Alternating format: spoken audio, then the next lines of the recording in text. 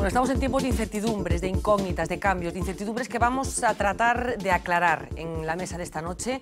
Saben que empezamos ya hace unos cuantos años hablando de una crisis financiera que empezaba en Estados Unidos, se trasladó a Europa, vivimos una crisis económica, pero estamos hablando en estos momentos de algo mucho más profundo, lo que parece ser algo mucho más profundo. Una crisis institucional que tiene que ver con esos casos de corrupción, para muchos generalizados dentro del ámbito de la política, una crisis social como consecuencia de los problemas económicos que están viviendo millones de españoles, con esa tasa absolutamente vergonzosa de paro que hoy ha sido tratada de una forma subrepticia por parte de autoridades europeas en una visita que ha tenido lugar aquí. En concreto se hablaba de la tasa de paro juvenil. Les recuerdo que está en un insoportable 55%. Así que muchas incógnitas sobre el futuro que se le plantea a este Estado, que es España, pero también a este país, que es Galicia. Así que hemos convocado una mesa especialmente de lujo. Camilo Nogueira, muy buena noite. Buena noite. Don Fernando González Laxe, moi boa noite.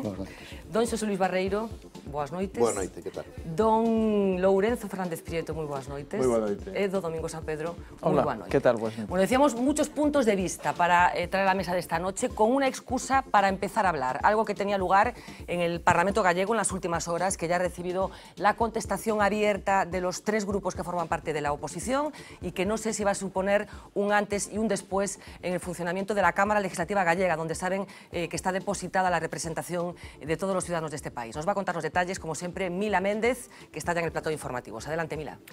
Buenas noches. Empezamos y lo hacemos con una decisión nunca vista en el Parlamento gallego. En plena ola de descontento social, por primera vez la Cámara de Representación Ciudadana va a vetar la entrada a sus plenos. El precedente fue este. ¡Vaya a haber sangre! ¡Vaya a haber sangre! Una protesta de afectados por las participaciones preferentes que obligó a suspender la sesión. Para evitar situaciones así, la presidenta de la Cámara ha tomado la decisión de cortar por lo sano y restringir las entradas a los plenos. La respuesta de la oposición ha sido igual de contundente. PSOE, AG y BNG se han unido para exigir que el Parlamento siga abierto al público. Rexeitamos calquera posición que antepoña os intereses do partido do goberno aos intereses dos cidadáns. O Popular, con esta medida, en primeiro lugar, quere secuestrar o Parlamento. Está dando unha nova mostra do sometemento do Parlamento aos dictados do Executivo. Por lo tanto, convertir o Parlamento nunha especie de castelo kafkiano, o único que fai é evidenciar que efectivamente lles temenlles aos cidadáns. E que non saben o que é a democracia. Pois a nos parecenos unha medida proporcionada para conseguir manter a dignidade da Cámara Parlamentaria, para que os deputados podan desenvolver a súa función sin presións e, desde logo, sin ameazas por parte do público presente. Tal vez en Santiago quieren sortear lo que en Vigo ha sido inevitable esta mañana. Las protestas de trabajadores de varias contratas municipales han obligado a la cancelación del pleno en el que estaba previsto la aprobación definitiva del presupuesto. Para el 2013, la sesión se pospone hasta el próximo miércoles. E a única maneira de que nos faga caso é cando vimos o pleno e se nos escoite por todos e por todas. Si esta é a dinámica que quere ter o señor alcalde, que non se preocupe, que na CIGA vamos a seguir tendoa. Hartos de quedarse en casa, los ciudadanos salen a la palestra, desde los afectados por las preferentes que hemos visto hoy en ciudades como Vigo, Santiago, a médicos, profesores o jueces. Todos tienen algo que reivindicar. Los ciudadanos exigen respuestas a una clase política que nunca ha estado tan bajo mínimos. Los representantes políticos, más que la solución, parecen el problema. Así se refleja al menos en la última encuesta del CIS publicada hace unos días. El paro, la economía y los políticos. Estos son los tres mayores problemas de los españoles. Tendríamos que ir hasta el 1996 para ver una valoración así de negativa. Al igual que entonces, en el fondo de tanto descontento estaban los casos de corrupción. Mientras no cambien las cosas del gobierno, vamos mal. Yo no sé, la verdad, a dónde vamos a ir a parar. Es una vergüenza. Que estuvimos escuchando todos los días por la televisión que si escándalo de este, del otro, que si dinero para aquí, para allá y 6 millones de parados es una puta vergüenza. No sé cómo no se les cae la cara. Aunque son minoría, los casos de políticos corruptos no paran de sucederse. El exalcalde de Lloret, de CiU y vinculado a la mafia rusa, le ha tomado hoy el relevo a los supuestos sobres con dinero en negro entregados por Bárcenas a dirigentes de la cúpula del PP. Más de 300 políticos están imputados en casos de corrupción en España. Lo que no queremos que sea es una especie de extensión de una tinta de chipirón, ¿no? Este que acaban de escuchar es el deseo expresado por un diputado del PNV, porque lo cierto es que el descrédito de la clase política llega en el peor de los momentos, con la economía de nuestro país en recesión, perspectivas poco alentadoras y el paro. El número de desempleados en nuestro país se acerca hasta la barrera psicológica de los 6 millones de parados. Con una tasa superior al 26%, España es, con diferencia, el país con mayor proporción de desempleados de la zona euro. Una cifra muy elevada, aunque casi más demoledora, es aún la del paro juvenil. Afecta a más del 55% de los menores de 25 años. El presidente del Parlamento Europeo, Martin Schulz, de visita este lunes en Madrid, calificó esta cifra de vergonzosa. Pero el líder europeo también nos ha dejado palabras para tomar aliento. Schulz cree que Rajoy debería ejercer más presión sobre la canciller Angela Merkel. ¿Para qué? Pues para convencerla de la apuesta por las políticas de crecimiento. Aunque tímidamente cada vez son más los enviados de Bruselas que se suman a esta bandera económica opuesta a los recortes. Esto es lo que ha dicho esta tarde el comisario Olli Rehn, también de visita por España. Hay que combinar ambas políticas de mutualización, de estabilización, para que haya realmente una unión de estabilidad con mayores responsabilidades. Antes de marcharse, Olli Rehn ha dejado, eso sí, una de cal y una de arena. Tras su reunión bilateral con Luis de Guindos, el político finlandés también ha dicho que hay que persistir en las reformas y los ajustes. Y precisamente para comprobar que nuestro país está haciendo los deberes, los inspectores de la conocida como Troika han desembarcado en nuestro país. Su misión, supervisar si estamos cumpliendo las condiciones exigidas por Europa a cambio del rescate bancario. El sistema financiero español está en el punto de mira de Europa y es que es otra de las patas fundamentales que hacen tambalear la estabilidad de nuestro país. Procesos de reestructuración que no dan frutos, fusiones y nacionalizaciones que prácticamente han afectado a todas las cajas, millones en activos basura de la burbuja inmobiliaria y, por encima, miles de ahorros atrapados en participaciones preferentes o subordinadas. La banca ha sido la primera en recibir un rescate europeo en nuestro país que amenaza con extenderse al resto de las instituciones. Este es un poco el panorama al que se enfrenta España, pero antes vamos con Marina y su repaso a las redes sociales. Un repaso que vamos a hacer a continuación. Ahora vamos a declarar abiertas las vías de comunicación. Vosotros ya podéis opinar y ya sabéis que son las vías de siempre. Lo podéis hacer mandando un email a viav@vtelevisión.es. Estaremos pendientes del email y también del Facebook. Podéis postar vuestros comentarios o mandarnos un comentario a Twitter. Hoy la etiqueta será @democraciaviav. Queremos saber qué opináis vosotros. Queremos que repenséis la democracia con nosotros y ya sabéis que publicaremos vuestros comentarios en la parte de abajo de las pantallas en directo aquí en el programa. Bueno, pues efectivamente esperamos esos comentarios para que nos ayuden a construir el relato de esta noche. Gracias Marina, gracias Mila, volvemos a vernos enseguida. Por empezar por el principio, José Luis, blindaje del Parlamento gallego, ¿necesario o inoportuno? Vamos a ver, primeiro creo que hai que matizar un pouco o que está sucedendo no Parlamento de Galicia. Non vai haber ningunha restricción, o único que vai haber é un control por parte da presidenta e mesa do Parlamento de quen entra. Non me parece a min o sistema máis acertado que había, que é repartir as entradas da tribuna entre os grupos parlamentarios e que despois cada un leve os seus. Eso non é o modelo fundamental. Creo que o modelo fundamental é que queira o Parlamento que o pida directamente, non a través dos grupos, e a partir dese momento que se distribuyan de acordo co criterio que sea, ben sea primacía, ben sea calquera outro. Pero o que se está facendo aquí non é unha restricción, a tribuna pode estar chea igual. O que se está é dicindo que non pode volver a pasar o que pasou. Eu creo que non pode volver a pasar o que pasou. A conexión entre o Parlamento e a sociedade non pode ser un señor que se suba á tribuna e no medio dunha sesión diga vai haber sangre. Eso, vamos a ver, para empezar é un delito. Dous delitos. É un delito de amenazas e un delito de interrupción da sesión de un órgano que é supremo dentro do modelo de funcionamento da Comunidade Autónoma. O Parlamento non ten ningunha función se o diputado non ten absoluta liberdade e tranquilidade para adoptar posicións e tomar decisións no caso de que sea oportuno. E a presión ciudadana exercida dentro do local parlamentario non é tolerable baixo ningún concepto. Históricamente non se permite nin siquiera nas tribunas nin siquiera as manifestacións de opinión que sean transmitidas ao pleno. É dicir, non se permite aplaudir, por exemplo. Por qué?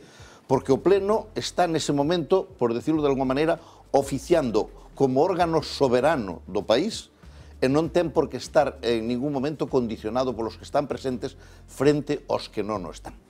A interacción co Parlamento hai que producir polos parlamentarios e hai que producir fora das sesións, cando eles mesmos se comportan con outros estatus e outras formas completamente distintas. Eu creo que é unha obligación da presidenta do Parlamento manter orden no pleno. E como se ven repetindo ese feito, que se suceda na entrada non me importa. E máis, porque o digo sempre, que suceda no propio hemiciclo tampouco non me importa. É dicir, que os diputados discutan entre eles e haxa algunha salida de tono ou que sea, non importa, porque están cumplindo a súa función. Pero que un elemento externo, que en todo caso é parcial, este condicionando a posición do Parlamento, me parece que é intolerable. E termino cunha cuestión. A ver, con moita frecuencia acabase producindo un feito que hai que ter moitísimo cuidado con ele, que é que a xente lle quere decir aos diputados que eles están en representación de alguén e o diputado non está en representación de nadie. Non, é ao revés. O diputado representa o país e o que está enfrente non representa máis que a sí mismo. Isto xa lle pasou, perdón pola traída, xa lle pasou a señora Manjón nun momento dramático no que estaba facendo a información diante do Congreso dos Diputados. Que lle dixo máis ou menos aos diputados que eu estou aquí representando o dolor dun pobo e ustedes están aquí por máis ou menos que cumprindo unha función burocrática. E ningún diputado se atreveu a decirlle, no, usted aquí non se representa máis que a sí misma e, en cambio, eu represento a nación española. Porque se perdemos esa perspectiva, nin hai parlamento, nin hai democracia, nin hai nada. Fernando González Laxe, non sei que perspectiva ten da decisión do Parlamento Galego. Concordo con José Luis Barreiro de que hai que manter orden tanto na sede parlamentaria como no hemiciclo. Pero tamén o Parlamento, conxunto do Parlamento, e tamén a presidenta e a mesa, pode canalizar as demandas, as vías de entendemento entre os que están a protestar e os que son os deputados. Unhas consecuencias da crisis, este descontento, está ben precedido de que a xente quere expresarse, quere dialogar e quere buscar líneas de entendemento. Por eso, unha das solucións, esta que adoptou a presidenta e a mesa, penso que non é máis correcta, coller e pechar o Parlamento. Non, o Parlamento está tamén para que se escoite, para que os diputados tamén escoite, tendo razón José Luis Barreiro, de que o que representa a sociedade e o povo é o parlamentario, non é o que está manifestándose. Pero este ten que ter a garantía de poder ser facilitado pola presidencia, polo Parlamento, a conexión co propio parlamentario. Evidencia un divorcio, pregunto, entre a clase política, entre os legisladores e a cidadanía, Camilo? Vamos a ver, eu creo que non se pode separar esta circunstancia do feito de que o PP está manifestando unha actitude represora en moitos aspectos. E non vou a entrar en detalles, pero incluso condicionando a celebración de manifestacións e todo isto, non? Segundo, eu creo que esta cuestión é responsabilidade dos grupos parlamentares. Se a presidenta ve que hai comportamentos inadecuados de xente que está convidada polos grupos para entrar no Parlamento ao anfiteatro, son os grupos os que convidan, debe dialogar con grupos parlamentares e que les garantan que o comportamento do público pois non, diríamos, nos perturba a acción parlamentar. Eu non sei se fixo isto ou non a presidente do Parlamento, pero este é o camiño realmente, non?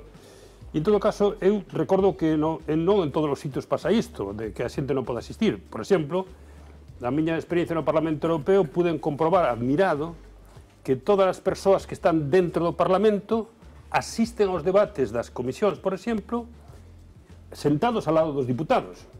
O corresponsal da Voz aquí naquel tempo, Domingos, sabe perfectamente que é así. E todos os que entran... Mezclados, o público mezclado con os diputados. En primeira fila están os diputados, pero despois están os asistentes dos diputados e a xente que está no Parlamento. O sea, a xente que está no Parlamento entra libremente, sin ningún problema. En fin, quero decir que hai un hábito de presencia que é unha demostración de democracia, non? Porque insisto en que non son os grupos parlamentarios que convidan a alguén a entrar, son os diputados que poden convidar a unha persoa ou a varias, porque teñen dereito de convidar a entrar no Parlamento, non? Entón, eu creo que é unha cuestión que hai que resolver desta maneira. Non con actitud represora, posiblemente, se os comportamentos son inadecuados, os partidos deben ser, os grupos parlamentarios advertidos de que deben ser os responsables do bom comportamento, pero a prohibición por parte da presidenta creo que é inadecuada, non? Domingos. Sí, bueno, eu coincido como reflexión xeral co que dixo Xosé Luís, non? É dicir, o Parlamento e o galego tamén, todas as cámaras teñen un carácter inviolable que non se pode quebrar, non? Eso, e creo que os diputados, e ademais está así garantido nos propios regulamentos e tal, teñen que exercer a súa labor alleos a todo tipo de presión. Agora ben, eso non quita que o Parlamento tamén ten que ser, no seu propio principio e engarzado no sistema democrático, ten que ser unha institución aberta ao público e transparente, pero non aberta seguindo a decisión de quen goberna de turno, non, aberta mantendo unha certa pluralidade respecto á maioría e tamén ás minorías, non? Camilo falaba do caso do Parlamento Europeo e é certo, todos os grupos políticos teñen cupos para levar invitados, dar a coñecer a institución, que escoiten ali en primeira persoa os asuntos que lles poden estar afectando e como se tratan, e o Parlamento de Galicia, doutra forma, pois tamén teñen ese dereito, non? Os grupos políticos a levar invitados da súa man e non que todos os teña que filtrar a presidencia, porque a presidencia, por moi inocua que sea, sempre é presidencia de parte, porque representa a un único partido, non a pluralidade de 4 partidos. Por tanto, eu creo que, bueno, de alguna forma sí se impón unha restricción, porque se lle priva aos grupos políticos dun dereito que hasta agora tiñan. Pero ti que estás ali habitualmente, iba increscendo a tensión? Sí, vamos a ver, a tensión iba increscendo, pero non é nada novo que non houbera nos últimos anos. Por aquí hai xente que tivo escaños no Parlamento, tanto en Fonseca como despois no Hórreo, e a verdade é que sempre hubo, entendo eu, con atos de bronca, de montar algún tipo de follón de cara ao hemiciclo. Eu creo que é algo que hai que estar acostumados a vivir con eso. É certo que creo que se sobrepasaron algúns límites o pasado mes de decembro con estes afectados polas preferentes, pero había tamén outras fórmulas, é dicir, o Parlamento de Navarra mesmo, con uns invitados que tamén montaron un follón, sancionou a un grupo determinado que é o que invita a esas persoas que ten responsabilidades sobre os seus invitados, que durante 6 meses non podía levar a máis invitados. Pois, bueno, é unha sanción o que non ten os das preferentes que montaron ese follón e que cometeron esos presuntos delitos dos que falaba Xosé Luís, pois son invitados que foron dun grupo político concreto. O Partido Socialista, neste caso. Concretamente era o Partido Socialista. Entón, é dicir, se hai que tomar ao mellor algún tipo de medida, pois ao mellor tómese por un grupo. Digo, eu supoño que se valoraría xa.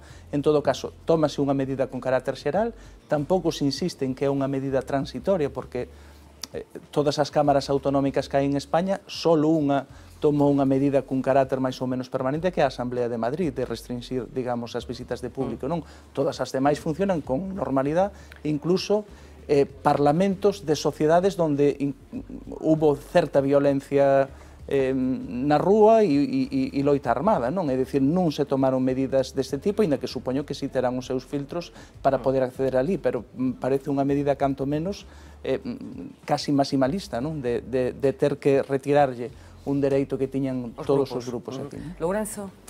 Sí, bueno, eu o que levo oído, e por enlazar con algunhas cousas, non? É dicir, creo que en todo hai bastante parte de... A mí o que se me ocurre é responsabilidade e respeto. Desde logo a institución parlamentaria require do máximo respeto e a responsabilidade de quen comete unha falta, un erro, ou fai unha ameaza indebida, e de quen o convida, pois se pode sancionar, non? Porque o que parece que se establece agora é unha especie de blindaxe preventivo, ou de expectativa de blindaxe, ou de... E a cuestión é por qué agora, por qué neste momento? Este Parlamento ten 30 anos, e efectivamente estuvo en diferentes sedes, incluso en sedes moito máis incómodas e máis pequenas. Pasou por reconversión naval, pasou por moitísimas cousas. Pasou por un intento, por certo, hai ben poucos anos, de intento, de asalto por parte de un montón de alcaldes do Partido Popular. Foi a primeira vez que foi intentado sobrepasar a barreira desde fora.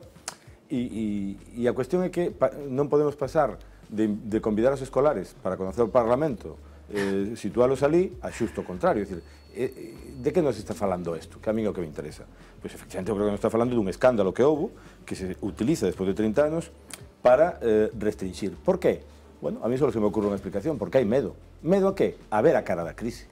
Efectivamente, o que se dice é terrible, e o que se dixo ali é terrible, e debe ser sancionado. E se o Partido Socialista debe ser, digamos, multado, ou se debe evitar que durante 6 meses inviten a ninguén, pois que se faga. Pero outro é lanzar unha mensaxe absolutamente pouco proveitosa neste momento, porque se lle está dicindo a xente que frente á corrupción política, que é un gran problema, frente ao paro, que é un gran problema, frente ás preferentes que anoxan a xente, e frente ás necesidades sociais que son acuciantes, a resposta do Parlamento, da presidencia do Parlamento, é restringir ao máximo e filtrar radicalmente todas as visitas. Creo que é un mal indicio, con eso me quedo. Veíamos hace unos meses esa imagen simbólica, en este caso del Congreso de los Diputados, blindado también con una valla, una imagen que se interpretó como esa separación, ese divorcio entre la ciudadanía y sus representantes. Y hablaba Lourenço del miedo que puede haberse instalado en la clase política de verle la cara a la crisis. Enseguida os sigo escuchando, pero por compartir con ustedes protestas concretas que han tenido lugar en el día de hoy, podría ser cualquier otro día, porque estamos hablando de colectivos que de una forma casi sistemática han decidido protestar, hacer visible sus problemas o lo mal que lo están pasando. Hoy, en concreto, vimos problemas, como ya se contaba al principio de esta segunda parte, en el Pleno del Ayuntamiento de Vigo, que tuvo que ser interrumpido por el alcalde como consecuencia de las protestas que allí estaban teniendo lugar. Que non se ven os cartiños do PSOE. Lle teño que advertir ao público que vou a parar o pleno e vou a facer abandonar a sala. Os traballadores están sin cobrar. Non recortes e máis traballo. Que vai a esta sentenza que sustituía ao... Bueno, estamos viendo unos segundos de esa sesión. El alcalde Abel Caballero trató de mantener el tipo, finalmente decidió suspender esa sesión. Es cierto que los plenos de Vigo históricamente son plenos especialmente agitados, ahora como consecuencia de la crisis económica, con contenidos muy concretos, pero desde hace unos cuantos años hay problemas habitualmente en las sesiones del Concello. Otro clásico también de estos días, entiéndaseme bien con la expresión clásico, son los afectados por las preferentes. Todos los días en algún punto de Galicia hay alguien protestando por esta estafa colectiva, acabamos de hablar de ella con el fiscal superior de Galicia, hoy también, no iba a ser menos. Vamos a ver unas imágenes.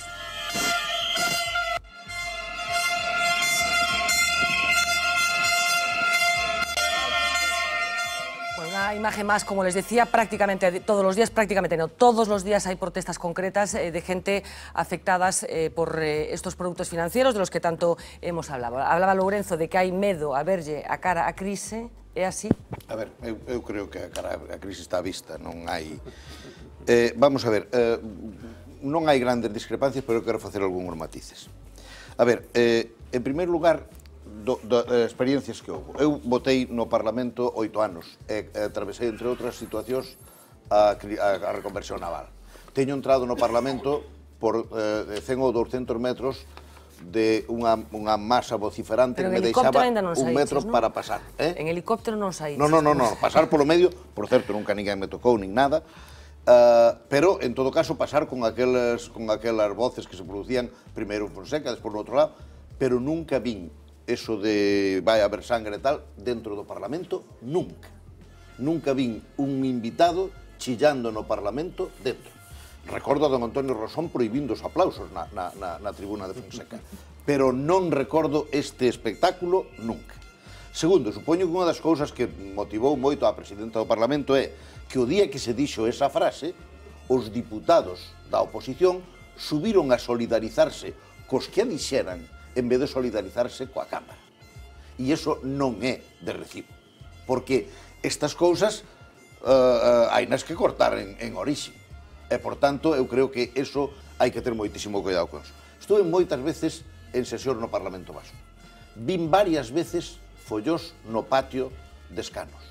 Nunca vin follós desde a tribuna de invitados, que por certo no Parlamento Vasco, os que os conocedes, é moi grande e ten moitísima xente. Nunca vin o follón desde arriba, vino abaixo entre os diputados.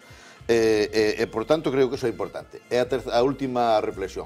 Eu fui invitado unha vez, non sei se as cousas igual, porque xa foi hai bastante tempo a Knesset, ao Parlamento israelí, a unha sesión, aparte de ver os grabados de Chagall que hai ali. Bueno, o Parlamento israelí ten iso solucionado. A tribuna de diputados ten 2 cristales blindados con vacío intermedio e o que está vendo o pleno non oe a sesión máis que a través de altavoces.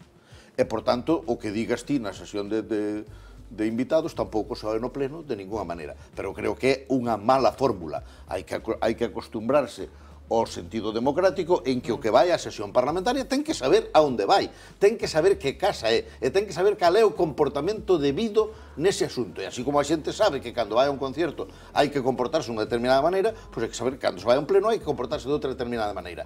E todo o demais faise mediante as entrevistas que se queira, recepcións de despachos, etc., no Parlamento cos diputados, pero non a interrupción. Falache a vosa experiencia como membros que fostes da Cámara. Tamén estuve na Nexet, nas viaxes que facíamos desde o Parlamento Europeo e despois en apoio do povo palestino, pero eu prefiro do Parlamento Europeo.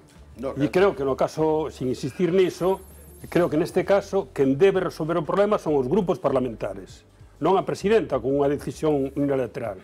Debe chamar aos grupos e dicir isto non pode volver a ocurrir e facelos responsáveis na debida medida.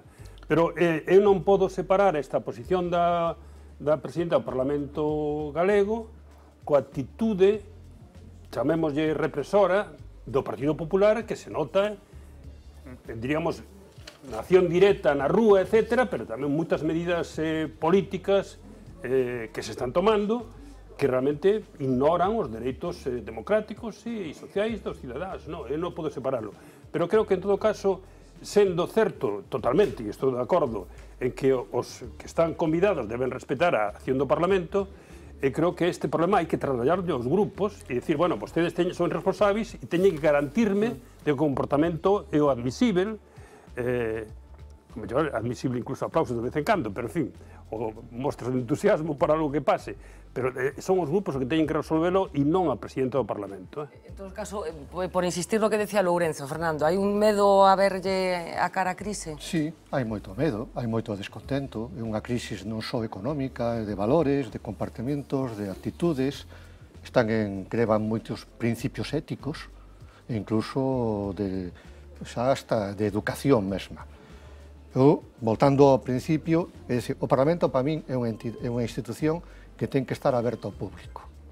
Pecharse os diputados, pechar a democracia, encerrarse en si mesma, creo que é un erro.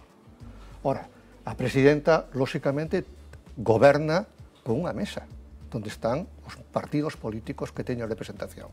Tería que tomar unha decisión consensuada. E aí é ben certo que se alguén dentro público berra, critica, pasa un listón, evidentemente, aí o deputado ten que estar detrás da presidenta ou do presidente do Parlamento para garantir esa responsabilidade e ese respeto. En primeiro lugar, ese é o principio da democracia. Os diputados son inviolables, o Parlamento é inviolable, pero ten que escoitar tamén. Eu por eso digo que, ás veces, en esos tamén 8 anos que estuve eu no Parlamento galego e outros máis en outras institucións parlamentarias, en aqueles momentos que había crises, gandeira, pesqueira, reconversión naval, etc., aínda que entráramos escoitando voces, tamén parábamos cos manifestantes para escoitarlos.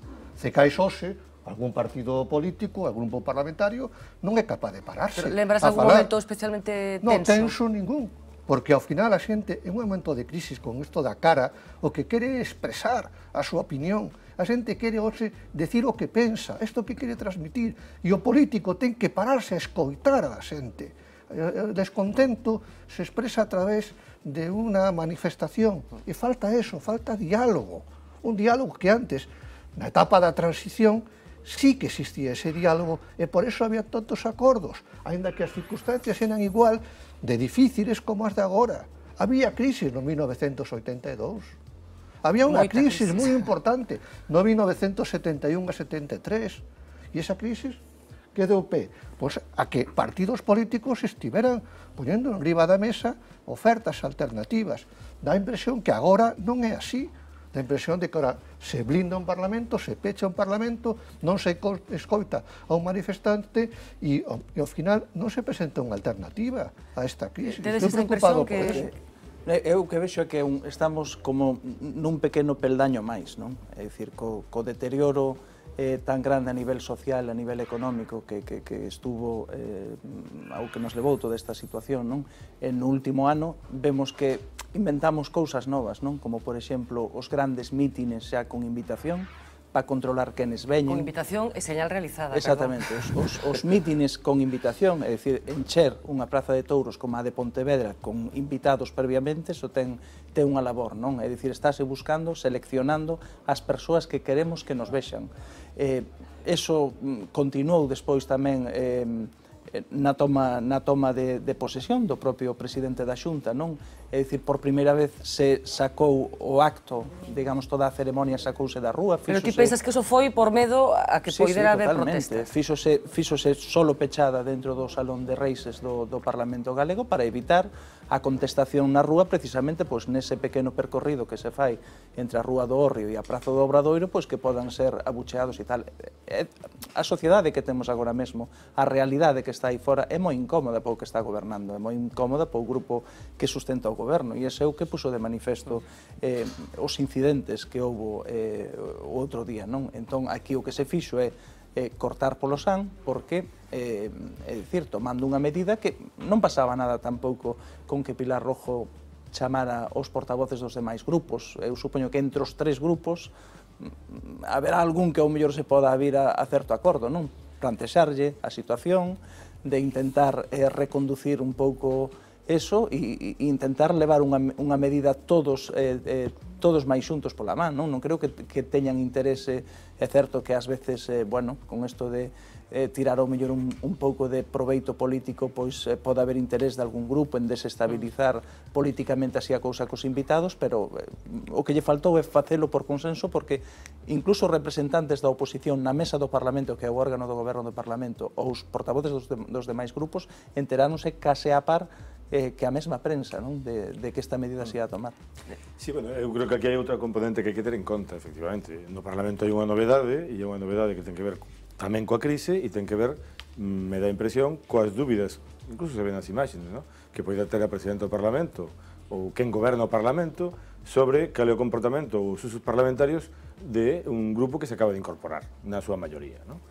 E, bueno, pero eso se resolve con entendemento, con diálogo, con autoridade, no mellor sentido da palabra autoridade, autoritas, e explicando como teñen que ser as cousas, que efectivamente pasan porque o Parlamento é inviolable, absolutamente, e non pode ser interrumpido. Eu creo que non o dixen antes, pero é evidente que sobre eso non hai ninguna dúbida.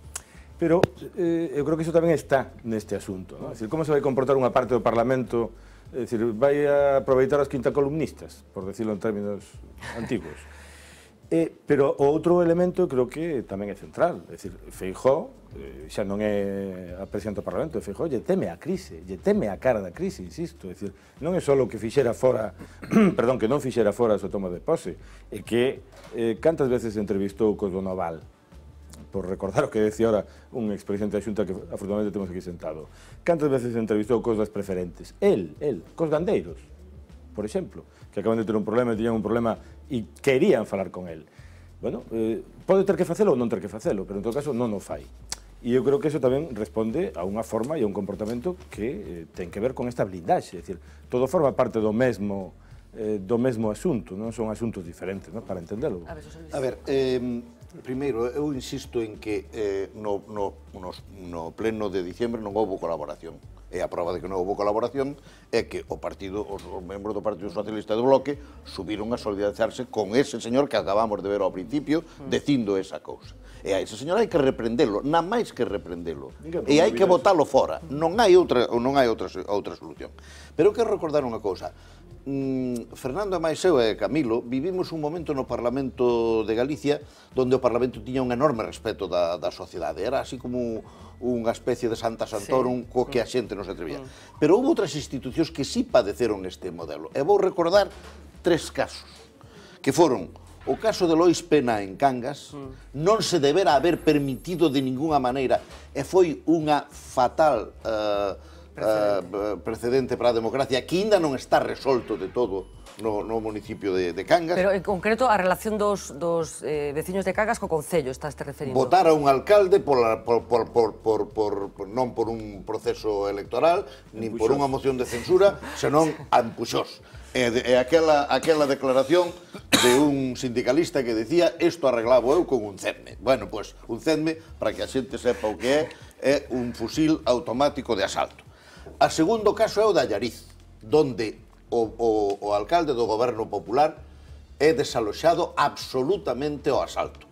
Eso non quere decir que... Bueno, foi ocupado o Concello, non foi desaloxado. Foi desaloxado ao asalto. Foi ocupado o Concello. E eso non quere decir que despois o goberno do Bloque non fora moitísimo mellor que o do alcalde do PP. Eso non quere decir nada deso. Solo quere decir que aquela maniobra foi manifestamente ilexítima e debera haber sido impedida polas autoridades. Porque eso non se pode tolerar. E houve un caso moi distinto desto, pero igualmente complicado, que foi o da Fonsagrada, que é un tema moito un pouco distinto porque, por decirlo de alguma maneira, o pobo non iba contra o alcalde, senón que produceu en certa medida dous bandos, non?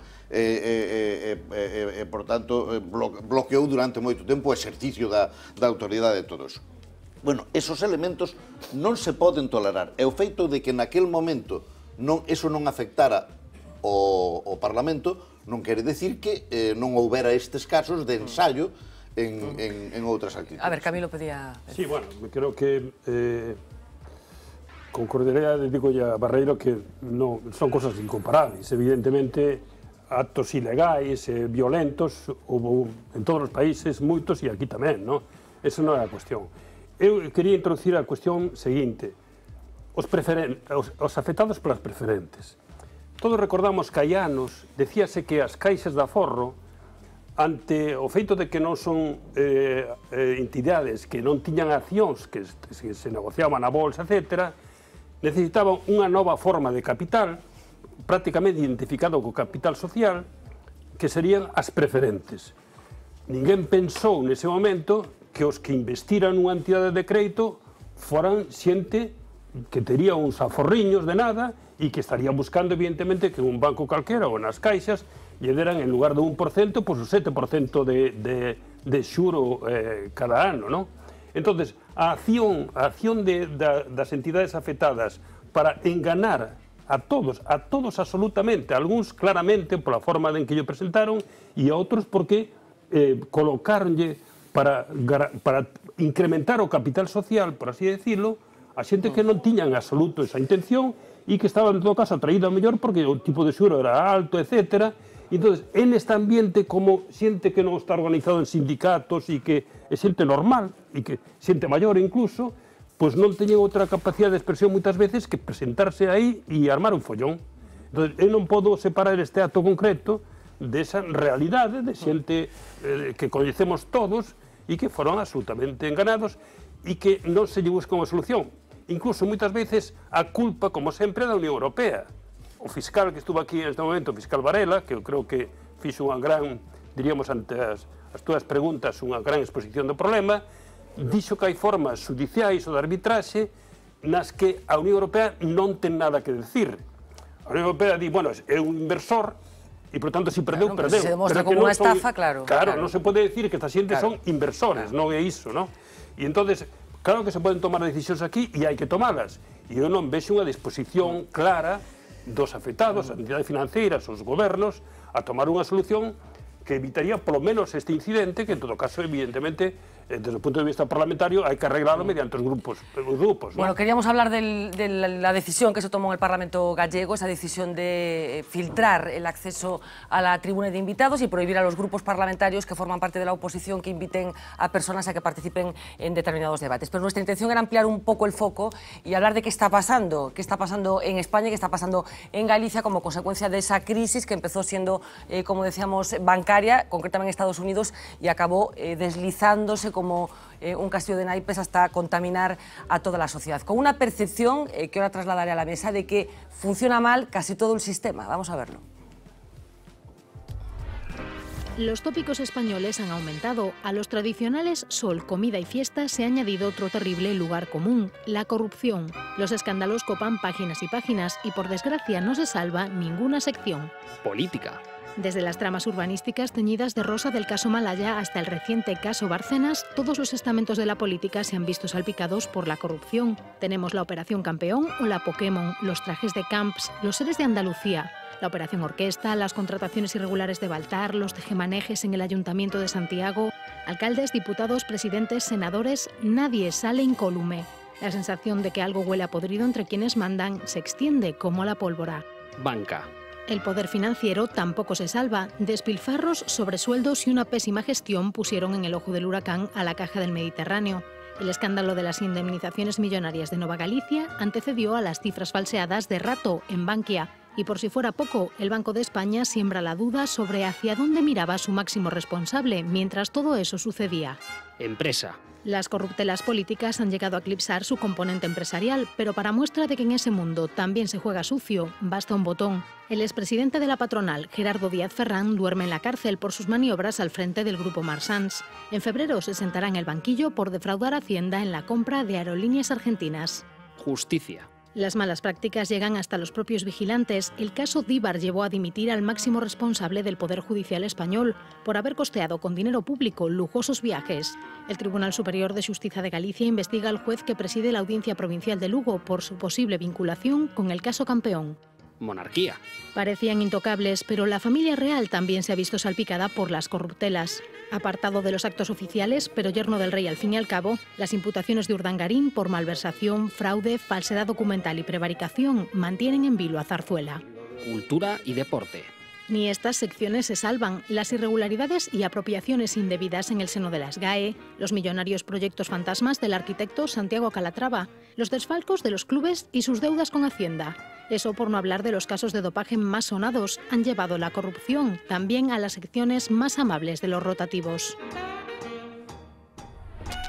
Bueno, no pretendemos hacer un órdago a todo el sistema, pero la verdad es que todo lo que se dice en este vídeo es cierto. Parece que coges un periódico, vas sección por sección y te encuentras en cada una de esas secciones algo que huele a podrido. Falta unha cosa. A ver.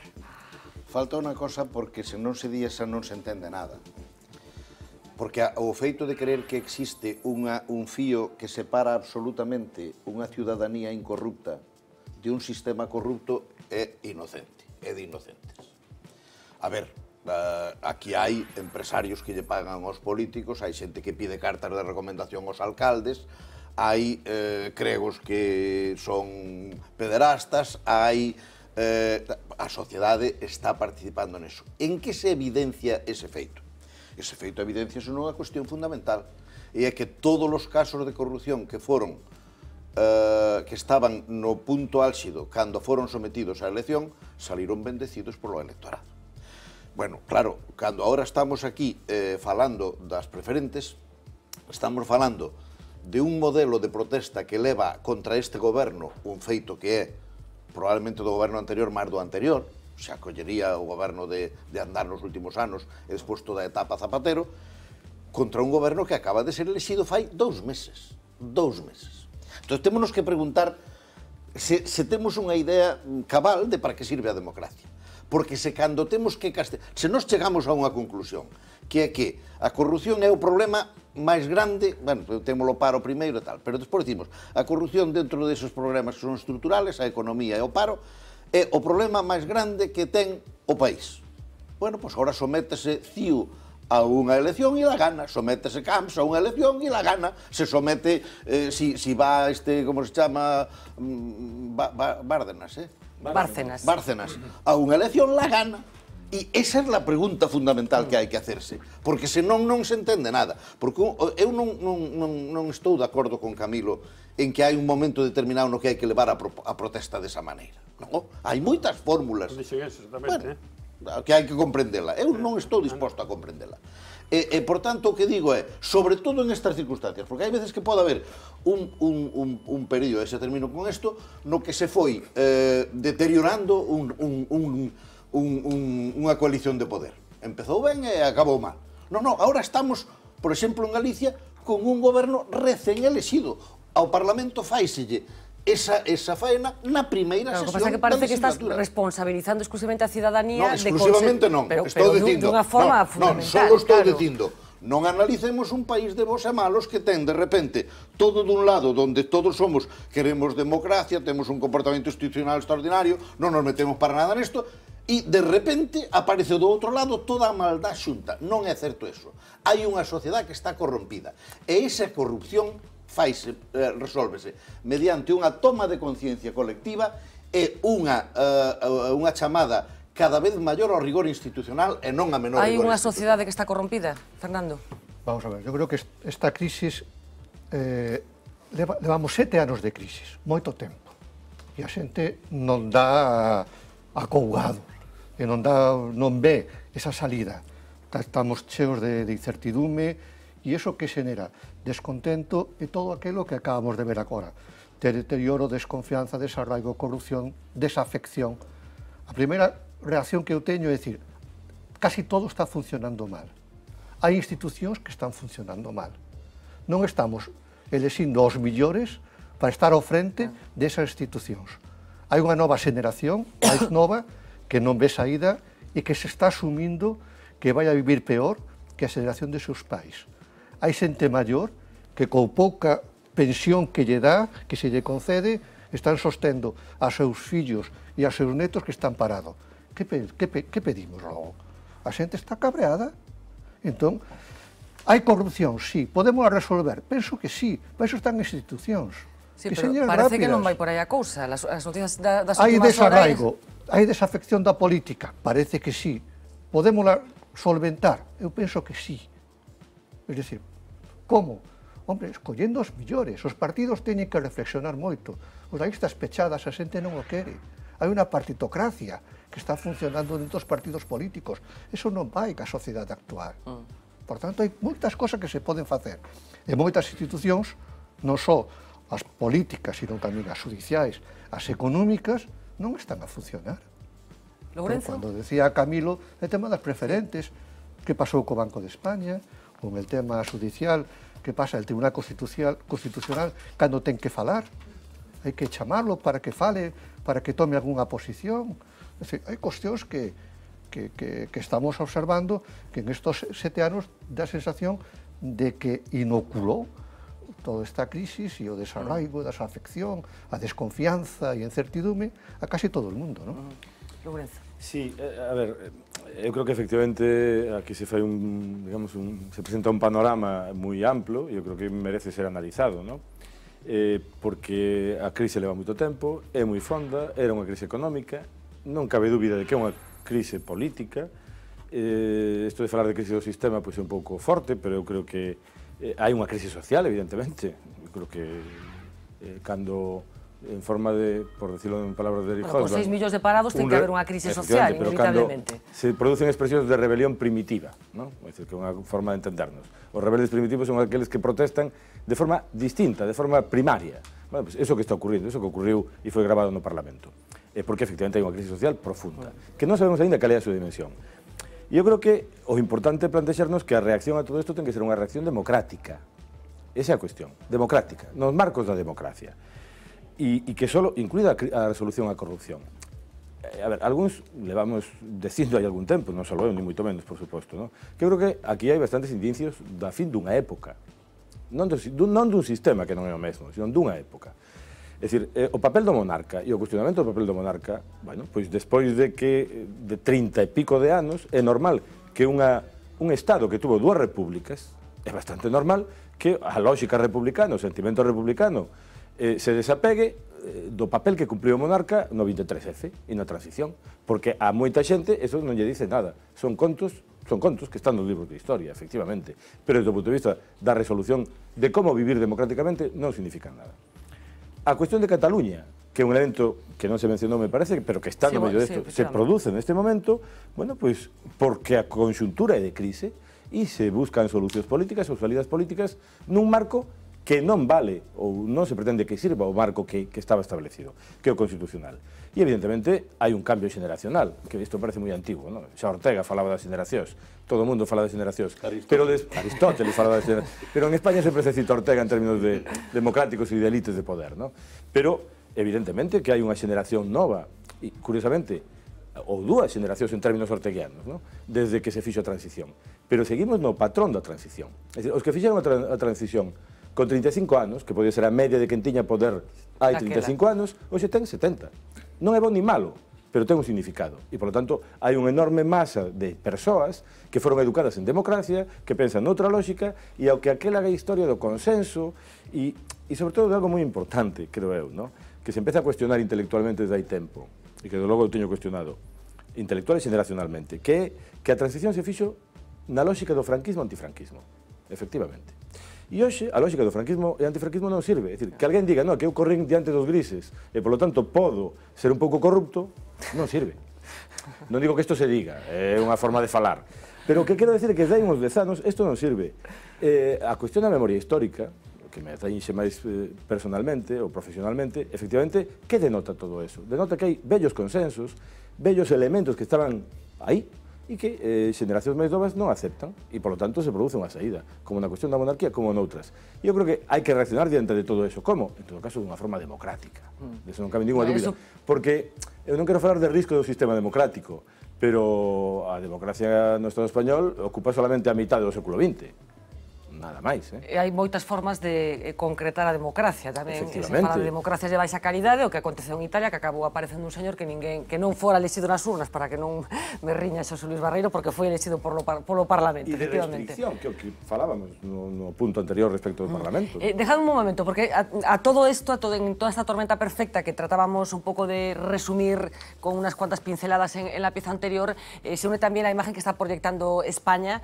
Ahora me diréis si de una forma justa o injusta, pero es cierto que sobre todo los medios anglosajones se están cebando con lo que está pasando en este país y en España en los últimos tiempos. Marina Cabegato ha hecho un pequeño repaso de los grandes hits, son interminables, porque la verdad es que casi a diario nos encontramos con un titular, el último en el New York Times, rebotado mucho más allá de Estados Unidos y que hablaba en concreto de Galicia. No sé si vas a empezar por ahí, Marina. Voy a empezar por ahí, por un reportaje en el New York Times que tiene que ver con Galicia. Es la última polémica en relación a la imagen de España en el extranjero. Realmente ese reportaje fue publicado en noviembre del año pasado, pero ha vuelto a salir a la luz al ser republicado por una revista de una compañía aérea. Es un reportaje que habla del imperio Inditex, pero empieza de la siguiente forma. Galicia, en la costa atlántica de España, escriben, es la patria del generalísimo Francisco Franco, pero también es conocida, escribe el New York Times, por ser un lugar de donde la gente intenta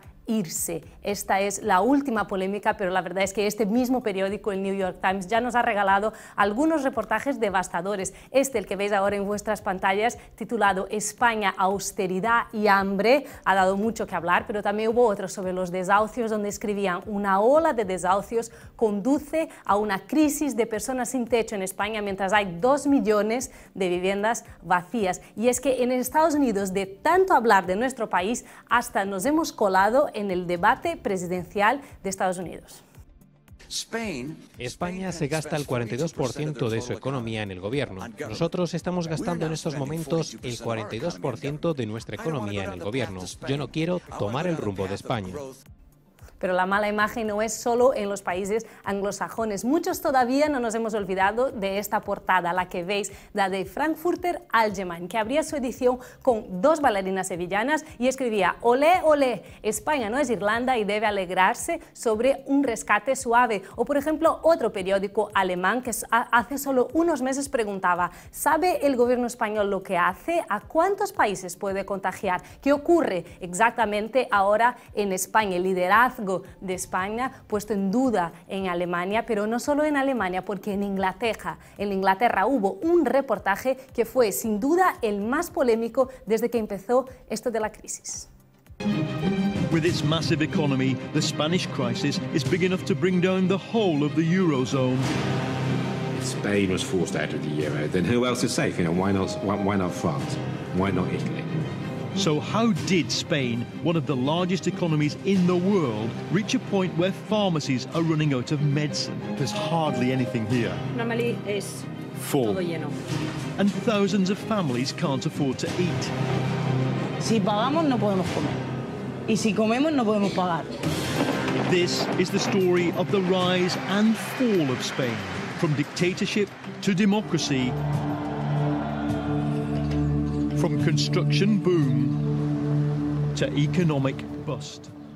Una mujer confiesa que agua la leche, otra que no llega a fin de mes y un desempleado se queja de que apenas puede comer ternera. Este documental se llama El Gran Crash Español, fue emitido por la cadena británica BBC, ha utilizado la Comunidad Valenciana como metáfora para retratar la ascensión y la caída de un país que pasó de crecer un 3% a asomarse al rescate en solo 4 años. Y la verdad, Fernanda, es que fue casi una crisis diplomática este reportaje, pero yo mirando podía seguir y seguir porque son muchísimos los reportajes en la prensa internacional hablando, dando una mala imagen de nuestro país. Bueno, pues efectivamente, procuramos atenderlos cuando son muy llamativos, escogías probablemente los más llamativos, pero no solamente hemos sido objeto de atención por parte de esos medios, algunos económicos, grandes cabeceras como el Washington Post, el Financial Times, han hecho reportajes hablando, yo no sé si exagerando, Camilo, lo que está pasando aquí. Bueno, también se puede ser imbécil escribiendo en el New York Times, ¿no? Pero bueno, eso también es verdad. Efectivamente, o general Franco era galego, era de Ferrol, pero o presidente do goberno do Estado español contra o cal se rebelou tamén era galego, Casares Quiroga, e o anterior presidente era Portela Valladares, que tamén era galego e que se opuxo aos golpistas xa cando gañou a Frente Popular, que non querían que lle entregara o poder se gañaran as eleccións. E, por lo tanto, representar a Galicia como donde naceu Franco é unha cousa ridícula, tendo en conta, por outra parte, que despois, desde os mesmos lugares onde se nos critica, non soplaron a Franco no ano 45, cando acabou a Guerra Mundial, que foi aliado dos nazis e dos fascistas, e poderon facer así a Franco e tiraban con él, e de pronto a tragedia inmensa que foi a Guerra Civil e a posguerra quedaría convertido en algo menor, porque a partir de aquel momento poderíamos respirar. Eu creo que son tópicos que se advirten, ademais, Galicia, que todo o mundo quere marchar nas circunstancias do proceso dos últimos séculos de industrialización da economía española, con Galicia claramente marxinada, hasta, paradóxicamente, no antigo réxime, hasta chegar a 1800, era o lugar de máis densidade de poboación do Estado español e aínda que alimentamos toda a península, incluso a América, con xente nosa. Hai unha circunstancia concreta, a xente non é que se queira ir. A xente simplemente é atrevida e marcha cando non ten que comer aquí. Un xornaleiro dificilmente marcha da súa terra, pero aquí a xente que ten capacidade para tomar iniciativas, marcha. Eso é primeiro. E segundo, non lle podemos botar a culpa da corrupción á xente, porque resolver o problema da xente, se aceptan a corrupción, un problema das familias ou da Igrexa Católica, para convenceros de que hai que ser vos, etc. O problema da corrupción é do poder. Eso que nos ocupa aquí é o poder que crea a estrutura Gürtel, según parece ahora, e non quero agredilo, o xefe da Gürtel era Bárcenas, que é o que recibía todo, e da xente que, diríamos, actuaba de forma fraudulenta, diríamos, financiando un partido do que parece que o señor Bárcenas se quedaba como broker o 10%, e todas as cuestións que están ocurrindo en moitos sitios, e moitas delas ni siquiera son descobertas. Por exemplo, todos os cartos que chegaban a Bárcena, de onde saían? Quen son? Non hai ninguna soa mención a xente... Dicen que da construcción e empresas de seguridade. Sí, pero é da construción, pero non hai xente concreta. Nomes concretos. Claro. E entonces hai unha tolerancia tremenda. E despois, quero dicir que nada do que está pasando agora é separável da desgracia tremenda que viviu o Estado español nos últimos 16 anos. Antes decías que a crise viu de Estados Unidos. A España non viu de Estados Unidos. A crise de Estados Unidos despazouse a Unión Europea, a un país industrializado, non afectou para nada a China, a India, ao Brasil, únicamente despois porque non poden comercializar como querían con a Unión Europea, que é a primeira economía mundial, e descubriu as vergonzas españolas. o que pasa aquí non é por crise global, que ni siquiera é global, porque non está en Latinoamérica, ni siquiera en África. O que pasa aquí é por unha corrupción da política, de xente ignorante que estaba gobernando e favorecendo varios intereses, e que incluso se poñían, Rajoy decían que ahora que ven que somos a nación española, somos 47 millóns de españois. Non eran españois, eran 6 millóns ou 7 eran inmigrantes, un fenómeno tremendo, porque non era un país de inmigración, e de pronto fomos o país de máis inmigración, ao che debo. O sea, estaba empujando, o goberno tiña que saber que aquilo era un desastre e que había que acabar con él. Mais ainda, cando apareceu a crise, o normal é un gobernador inteligente que dixera isto é un desastre, vamos tardar 10 anos en arreglalo, porque non sei como vamos colocar a xente que está traballando na construcción, etcétera, etcétera, e hai que prepararse para iso. E levamos 5 anos de crise e eu non vi ninguna medida que afectara directamente a economía productiva. Ninguna. Leis por aquí, leis por alá, etcétera, pero non hai ninguna medida. Entón, eso que é unha situación de desconcerto na sociedade, a corrupción por outra parte está permitida, que o marco non que se explica este tipo de cousas. Que se hai comportamentos antidemocráticos temos que combatir, evidentemente. Pero o que hai que resaltar é a paciencia da xente para soportar o que estamos soportando. Eso sí que hai que resaltarlo, non? A ver, algunhas puntualizacións breves. Non creo eu que a prensa, por exemplo, dos Estados Unidos ou a de Inglaterra nos trate a nos peor do que nos tratamos a eles. O que nos dicimos, por exemplo, dos sistemas sanitarios dos pobres dos Estados Unidos e todo eso non é menos que o de aquí. O que pasa é que eles a nos non nos leen e nos a eles lémolos. E eu xa dixen iso con respecto ao Financial Times algunha vez. Hai que ter moitísimo cuidado con isto. É dicir, ler a prensa do estranxeiro como papanatas... Non, como papanatas. É dicir, non se pode hacer... Hai que ler prensa, non me fastidies o negocio. Eso é que xa está bastante fastidiado. Hai que ler periódicos. Segundo, non nos trata a prensa do estranxeiro peor do que nós nos estamos poñendo desde dentro nos nosos análisis, que é unha vergonza en términos generales, de todo, porque chegamos á conclusión de que de repente todo está podre menos lo que protesta. E eu creo que eso non é así. E, por tanto, creo que neste sentido faríamos moi ben se amaináramos un pouco esta cuestión. Terceira cuestión, Camilo, vamos a ver. Ahora xa sabemos que o modelo fundamental de asentamento dunha democracia é a cultura do pobo democrático. Non é posible facer un análisis da democracia sin que a parte fundamental do poder, que é a ciudadanía que nun momento determinado se constituye en legitimadora dun poder, non interveña no proceso de regeneración. Non é posible. De tal maneira que, se nós ahora mesmo falamos de Bárcenas, Bárcenas xa é anterior ás eleccións, o Gürtel xa é anterior ás eleccións, xa é anterior a varias eleccións do Partido Popular.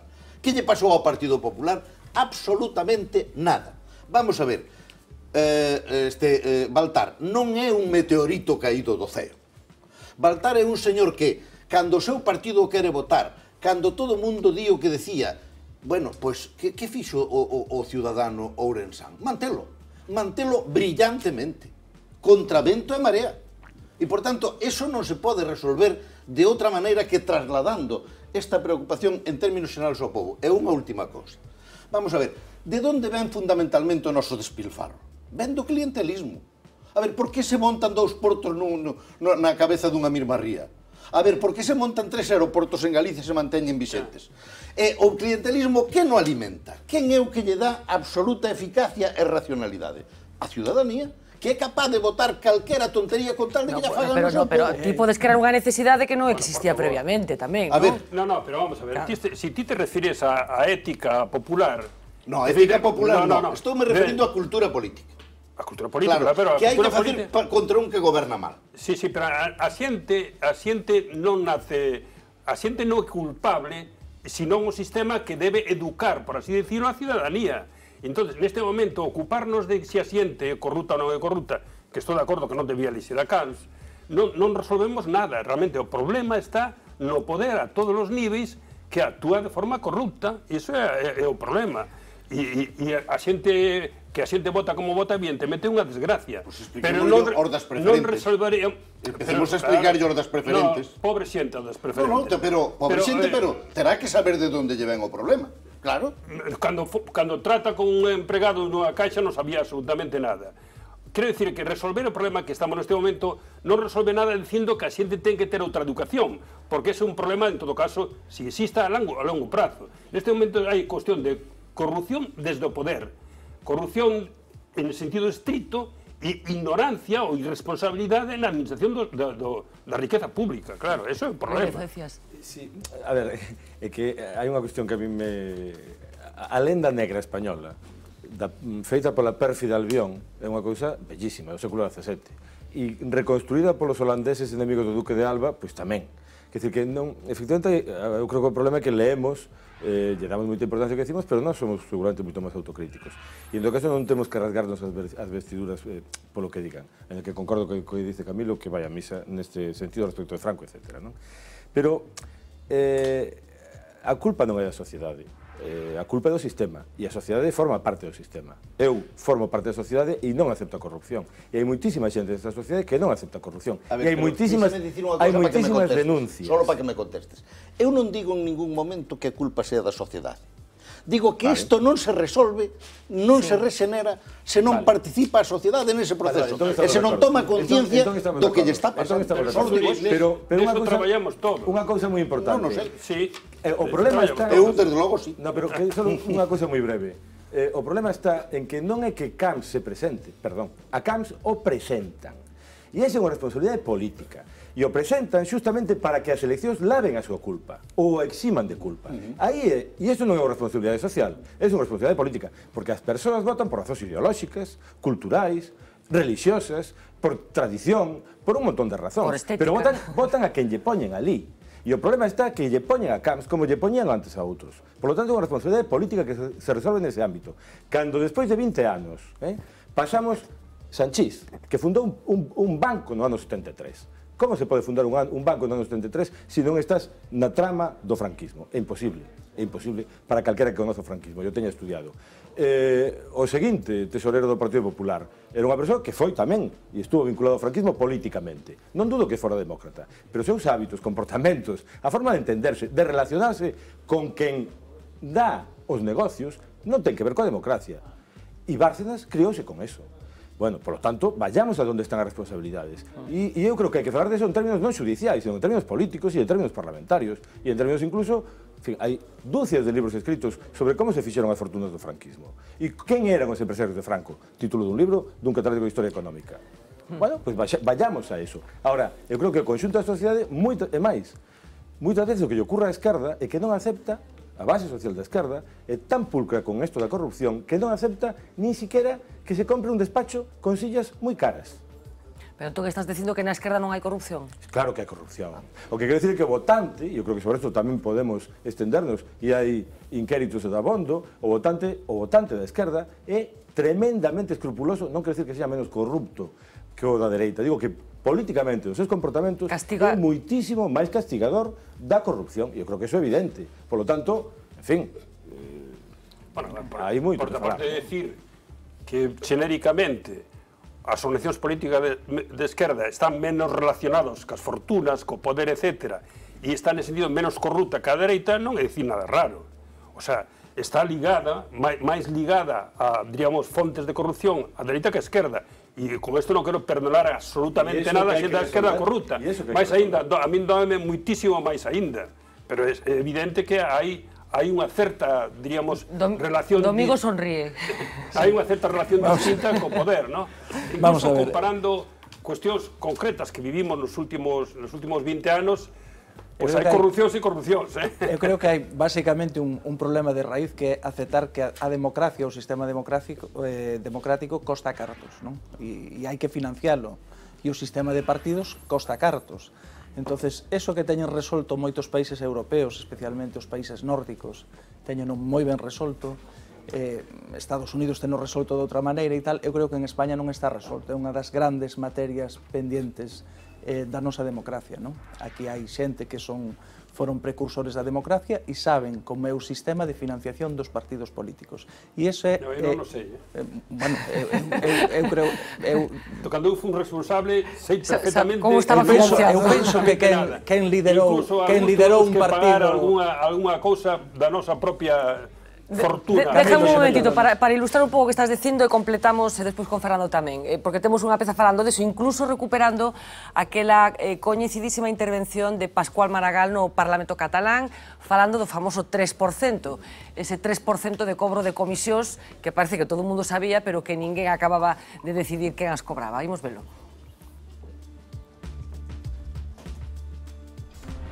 6.839 millones de euros. Esta es la factura que la corrupción política se ha cobrado de las arcas del Estado desde el año 2000, un montante que en numerosas ocasiones se ha relacionado directa o indirectamente con la financiación de los partidos políticos. El hermetismo de las formaciones políticas sobre sus ingresos ha sido denunciado en numerosas ocasiones por el Tribunal de Cuentas, que advierte de la falta de transparencia en la documentación que, por ley, los partidos deben entregar.